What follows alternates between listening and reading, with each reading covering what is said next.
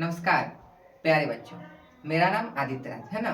मैं आप लोग के लिए फिर से एक बार संस्कृत के जो अगला पाठ है उसको मैं लेकर आया हूँ आप लोग के बीच में। तो उस पाठ का नाम क्या है चलिए जानते हैं। तो पाठ का नाम है मंदाकिनी वर्णम। क्या नाम है? मंदाकिनी वर्णम। और यह पाठ कितना नंबर है? 10। पाठ कितना? 10 संख्या है ना पाठ का। चलिए तो पाठ का परिचय जानते हैं। कोई भी पाठ पढ़ने से पहले हम पाठ का परिचय जानते हैं। पाठ का परिचय जानेंगे तभी हमें पता चलेगा कि पाठ के बारे में, कि पाठ में आखिर अंदर, उसके अंदर पाठ में क्या क्या है। ठीक है, तो चलिए देखते हैं। वाल्मीकि रामायण है ना। वाल्मीकि कौन है आखिर? तो वाल्मीकि जो है वह रामायण के रचनाकार है ना। रामायण के रचनाकार है। तो वाल्मीकि रामायण के अयोध्या कांड से यह पाठ जो है लिया गया। यह पाठ जो है मंदाकिनी वर्णम, वह वाल्मीकि रामायण के अयोध्या कांड से लिया गया। कहाँ से? अयोध्या कांड से।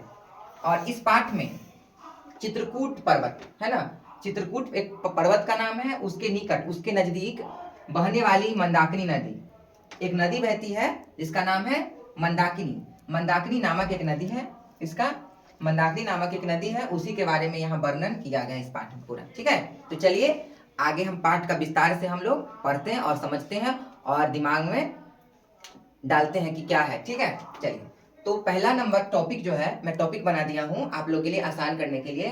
पूरा अगर किताब पढ़ाने लगे, पूरा समझाने लगे तब तो हो गया। टॉपिक बना दिए जो आप लोग के परीक्षा में काम आएंगे है ना। यही सब प्रश्न पूछे जाते हैं। तो वनवास प्रसंग में, जब वनवास हुआ था, किसका वनवास हुआ था? तो राम जी सीता जी का वनवास हुआ था अयोध्या से है ना। अयोध्या से जब वनवास हुआ था तो वनवास प्रसंग में, किसमें? वनवास जाते वक्त, वनवास प्रसंग में राम, सीता और लक्ष्मण है ना, वनवास जब जाने लगे तो राम, सीता और उनके साथ कौन? लक्ष्मण कहाँ पहुंचते? कहाँ पहुंचे थे? तो चित्रकूट पर्वत के पास पहुंचे। कहाँ पहुंचे? चित्रकूट पर्वत के पास पहुंचे। उसके बाद दूसरा नंबर टॉपिक है, क्या है चलिए देखते हैं। राम सीता को क्या दिखा रहे हैं? राम जो है वह सीता जी को क्या दिखा रहे हैं? राम जी जो है वह क्या दिखा रहे हैं? तो वह दिखा रहे हैं अनेक प्रकार के फल फूलों और वृक्षों से घिरा हुआ किनारा, किनारा दिखा रहे हैं। किसका? मंदाकिनी नदी का। वो किससे भरा हुआ है? तो फल से, फूलों से और वृक्ष से क्या है? उसका किनारा लगा हुआ है। ठीक है, तो वो किसको दिखा रहे हैं? सीता जी को दिखा रहे हैं। चलिए अगला है तीसरा नंबर टॉपिक। मंदाकिनी नदी का जल किसके द्वारा पिए गए है ना। मंदाकिनी जो नदी है उसका जल कौन पी रहा था? तो उसका जल पी रहा था हरिण। हिरण जो होता है, हिरण, हरिण के समूह है ना, हिरणों के समूह क्या किया? उसका जल पी रहा था। और पीने के बाद जब वो पी रहा था तो उसका जल जो है गंदा हो गया। ये भी आपसे प्रश्न पूछेगा कि मंदाकिनी नदी का जल गंदा कैसे हो गया? तो आप बोलिएगा हिरण के समूह के द्वारा पिए गए जल जो है गंदा हो गया। ठीक है, चलिए अगला है, अगला पॉइंट है चौथा नंबर। मंदाकिनी नदी में स्नान कौन करते हैं? नहाते कौन है ना। मंदाकिनी नदी है, ऑफ कोर्स आप लोग जानते होंगे कि नदी में लोग नहाता है, कपड़ा धोता है, बहुत सारा काम है ना, करने का काम है। तो मंदाकिनी नदी है तो उसमें स्नान कौन करते हैं? तो स्नान करते हैं जटा, पूरा जटा धारण कर लिए है ना।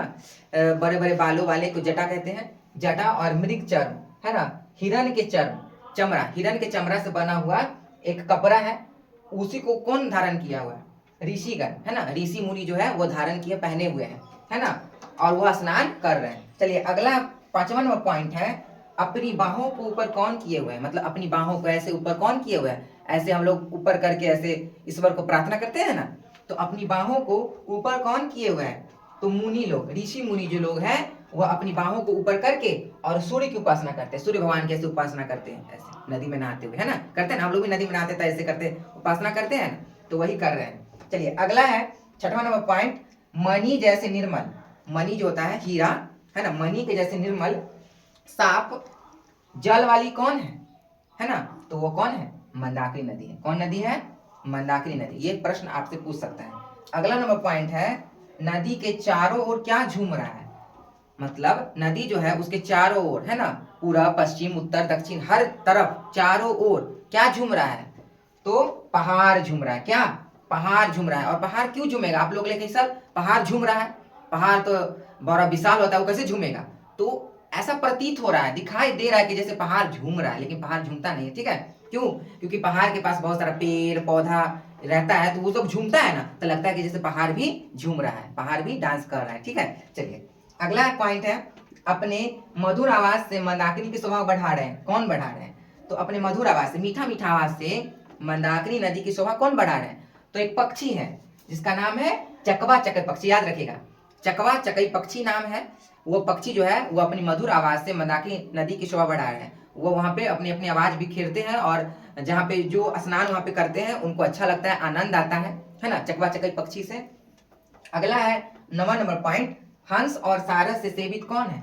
मतलब हंस है, हंस आप लोग देखे हुए ना, हंस और सारस, बत्तख, बत्तख से, हंस से सेवित कौन नदी है? तो वह मंदाकिनी नदी। वहां पे उस नदी में हंस भी है, बत्तख भी है, सब नदी में है। ठीक है। अगला है 10वां नंबर पॉइंट, राम जी सीता जी को किसकी सुंदरता दिखाते हैं? राम जी जो है वह सीता जी को किसकी सुंदरता दिखा रहे हैं, बता रहे हैं? तो बता रहे हैं मंदाकिनी नदी की सुंदरता के बारे में कि यह मंदाकिनी नदी जो है वो तुम्हारे द्वारा देखा गया है, उस नदी की सुंदरता और बढ़ गई।